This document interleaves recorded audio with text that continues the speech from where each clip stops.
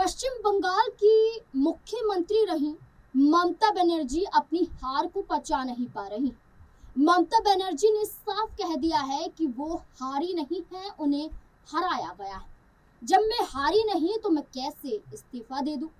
ऐसे में जहां भाजपा पर एसआईआर के जरिए वोटर्स की संख्या कम करने का आरोप लगाया गया, सरकारी एजेंसियों का इस्तेमाल करने का इल्जाम लगाया गया, ईवीएम पर हाथ साफ करने जैसे हर तरह के आरोप भाजपा पर लगाए गए, लेकिन फिर भी भाजपा बहुमत के साथ पश्चिम बंगाल में जीत गई। इस जीत के बीच एक विधानसभा सीट खासा चर्चा में रही और वो सीट है भवानीपुर विधानसभा सीट।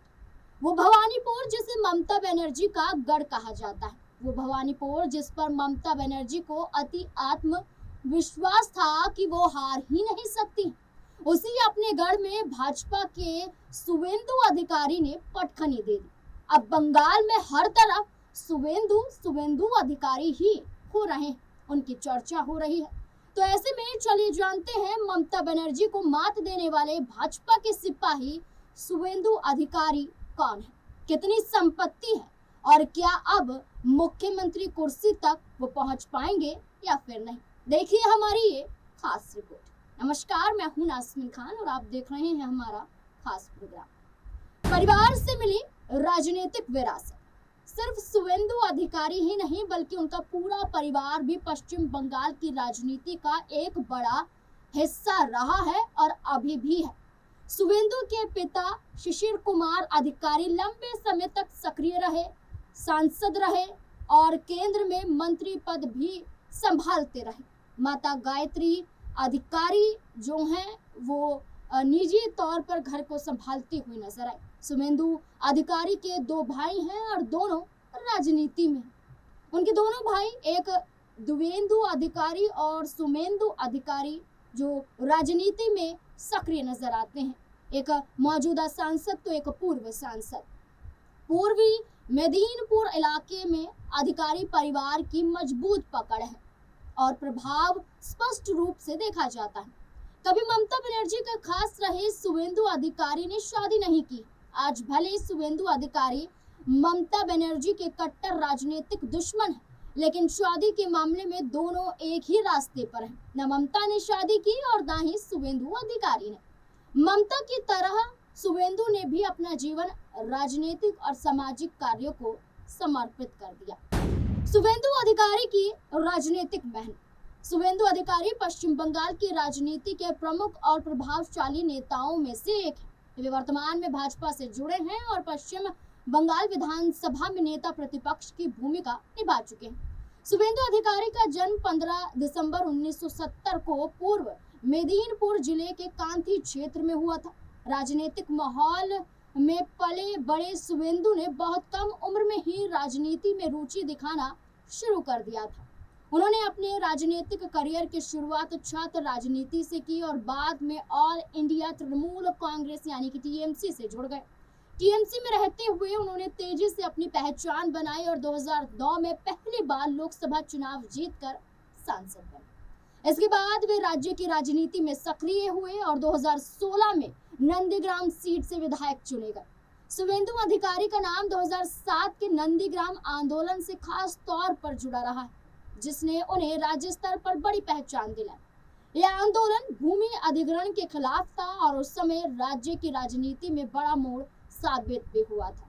दिसंबर 2020 में उन्होंने टीएमसी छोड़कर भाजपा का दामन थाम लिया था। 2021 के विधानसभा चुनाव में उन्होंने नंदीग्राम सीट से चुनाव लड़ा था और मुख्यमंत्री रही ममता बनर्जी को कड़े मुकाबले में हराकर राष्ट्रीय स्तर पर सुर्खियां बटोरी थी। फिर 2026 यानी इसी बार फिर ममता बनर्जी को शुवेंदु अधिकारी ने हरा दिया। बस इस बार सीट नंदीग्राम नहीं बल्कि भवानीपुर सीट थी। शुवेंदु अधिकारी की संपत्ति। अगर बात करें शुवेंदु अधिकारी के नेटवर्थ यानी संपत्ति की तो 2026 में उनके चुनावी हलफनामे के अनुसार उनकी कुल संपत्ति करीब 85,87,000 है। उनकी संपत्ति को दो हिस्सों में समझें तो चल संपत्ति लगभग 20,72,000 है। इसमें बैंक बैलेंस, नकद राशि और सेविंग स्कीम्स जैसे केवीपी और शामिल है। अचल संपत्ति करीब 65,15,000 है। इसमें जमीन और घर जैसी संपत्तियां शामिल हैं। दिलचस्प बात यह है कि उनके ऊपर कोई कर्ज या देनदारी नहीं है, जिससे उनकी फाइनेंशियल प्रोफाइल मजबूत मानी जाती है। शुभेंदु अधिकारी की इनकम में पिछले कुछ सालों में लगातार बढ़ोतरी भी देखी गई। 2020 से 2021 में उनकी आय लगभग 8,13,000 थी और 2024-2025 में आय लगभग 17,38,000 थी। इससे साफ है कि उनकी कमाई लगभग दोगुनी हो चुकी है। उनकी आय के साथ साथ उनके एसेट्स में भी स्थिर वृद्धि देखने को मिली है। उनके पास LIC पॉलिसी, बॉन्ड और अन्य निवेश भी हैं, जो उनकी फाइनेंशियल प्लानिंग को भी मजबूत बनाते हैं। उनके पास 3 मकान, कई जमीन और खेती योग्य भूमि भी है। हालांकि उनके हलफनामे के अनुसार उनके नाम पर कोई कार नहीं है। ये दर्शाता है कि उनकी संपत्ति मुख्य रूप से जमीन और पारिवारिक संपत्तियों पर ही आधारित है। शुभेंदु अधिकारी ने अपनी पढ़ाई पश्चिम बंगाल में ही पूरी की। स्कूल की पढ़ाई उन्होंने कोताई हाई स्कूल से की और ग्रेजुएशन प्रभात कुमार कॉलेज से की। वहीं अधिकारी शुभेंदु ने पोस्ट ग्रेजुएशन रविंद्र भारती विश्वविद्यालय से की। उन्होंने नेताजी सुभाष मुक्त विश्वविद्यालय से भी पढ़ाई की। उनकी शिक्षा और राजनीतिक अनुभव ने उन्हें एक मजबूत नेता के रूप में स्थापित किया है। भवानीपुर में कैसा रहा आंकड़ों का हाल? पश्चिम बंगाल की 294 सीटों में से भाजपा ने कुल 207 विधानसभा सीटों को जीतकर बहुमत साबित किया और TMC ने 80 सीटें जीती। कांग्रेस ने 2 सीटों पर जीत दर्ज की। सिर्फ अगर भवानीपुर की बात की जाए तो शुभेंदु अधिकारी ने 73,917 वोट हासिल किए और ममता बनर्जी ने 58,812 वोटों के साथ 15,105 वोटों के नुकसान से हार का मुंह देखा। वहीं पिछले चुनाव की बात करें तो शुभेंदु अधिकारी ने 2021 के विधानसभा चुनाव में नंदीग्राम सीट पर मुख्यमंत्री रही ममता बनर्जी को 1956 वोटों से हराकर अपनी धाक जमाई। बीजेपी 2016 की 3 सीटों पर थी और 2021 में शुभेंदु अधिकारी के चेहरे के साथ 77 सीटों पर पहुंच जाती है और 2026 में इसी चेहरे के साथ भारतीय जनता पार्टी 207 सीटों पर पहुंच जाती है। उन्हें विधानसभा में नेता प्रतिपक्ष भी बनाया गया है। इस बार उन्होंने ममता के गढ़ में जाकर भवानीपुर विधानसभा सीट से उन्हें पटकनी दी है और सीधे सीधे तौर पर जो नेता प्रतिपक्ष रहे हैं उन्हें अब मुख्यमंत्री की रेस में देखा जा रहा है। बंगाल के मुख्यमंत्री बनेंगे शुभेंदु। पश्चिम बंगाल चुनाव में पहली बार धमाकेदार जीत के बाद अब राज्य में मुख्यमंत्री पद को लेकर सुगबुगाहट तेज हो गई है।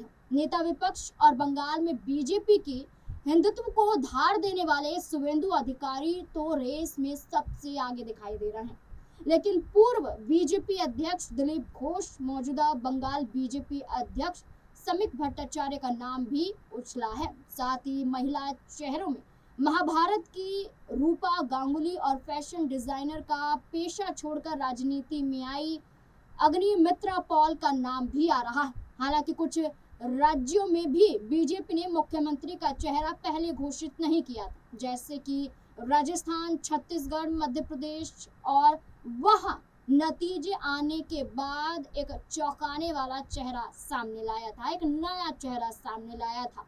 अब देखना होगा कि वो चेहरा शुभेंदु अधिकारी का पश्चिम बंगाल में होगा या फिर नहीं। गौरतलब है कि जहां ममता बनर्जी बार बार कह रही हैं कि वो इस्तीफा नहीं देंगे, इस बीच में ये माना जा रहा है कि पश्चिम बंगाल में एक दिन का राष्ट्रपति शासन भी लागू हो सकता है, क्योंकि ये माना जा रहा है कि आज रात तक ममता बनर्जी का कार्यकाल समाप्त हो जाएगा। सीधे सीधे तौर पर ममता बनर्जी मुख्यमंत्री पद से हट जाएंगे, चाहे वो इस्तीफा दे या ना दे, वो अब यहाँ से बर्खास्त हो जाएंगे। अब ऐसे में माना जा रहा है कि भाजपा के लिए राहें आसान है, लेकिन ममता बनर्जी का ड्रामा उन्हें ही नुकसान पहुंचा रहा है। अब तो सिर्फ एक ही सवाल का जवाब भारतीय जनता पार्टी से पाना है कि आखिरकार पश्चिम बंगाल में चेहरा कौन सा होगा। क्या शुभेंदु अधिकारी होंगे या फिर कोई और चेहरा जो चर्चाओं में है, जो लिस्ट में है, जिनके नाम बताएं वो हैं, या फिर जैसा कि कहा कि अन्य राज्यों में एक नए चेहरे के साथ बीजेपी ने हर बार चौंकाया है, तो क्या पश्चिम बंगाल में भी चौंकाने वाली है? इस मुद्दे को लेकर आपको क्या लगता है? अपनी राय कमेंट सेक्शन में जरूर